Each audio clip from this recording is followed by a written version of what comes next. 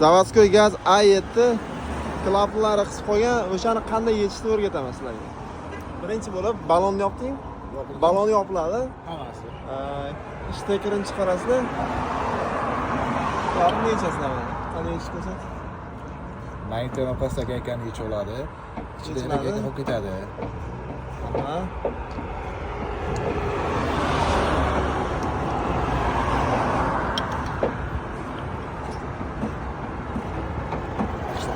Ichida yechiladi.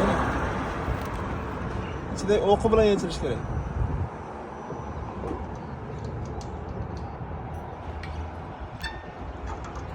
Hoppa mana.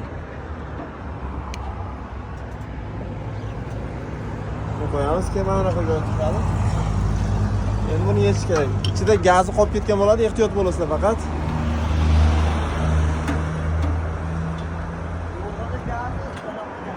Qisib qolgandagilarning gazi bo'ladi.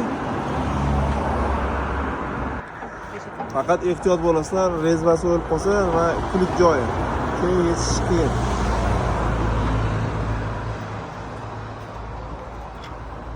Ancha qisdi. Faqat sal ehtiyot bo'lasizlar, mana shunday gaz chiqishi mumkin mana shu yerda. Ochayotganda. Lekin sal ehtiyot bo'lsalar eng bo'ladi. Bu kranni yopib qo'yish обязательно esdan chiqmasin.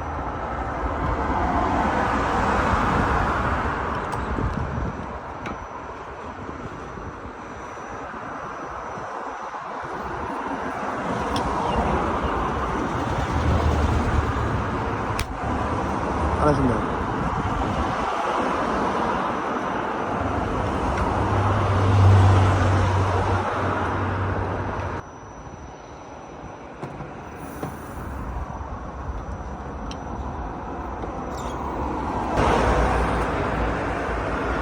Yechiladi. Olganda menga. Xuddi shu holatda bo'ladi mana. Mana shu klapan qisib qoladi. Buni shuni olib tashlaymiz. Mana ichida o'qsan olib tashlaymiz. Ichida prujna bor. Prujnani olib tashlaymiz.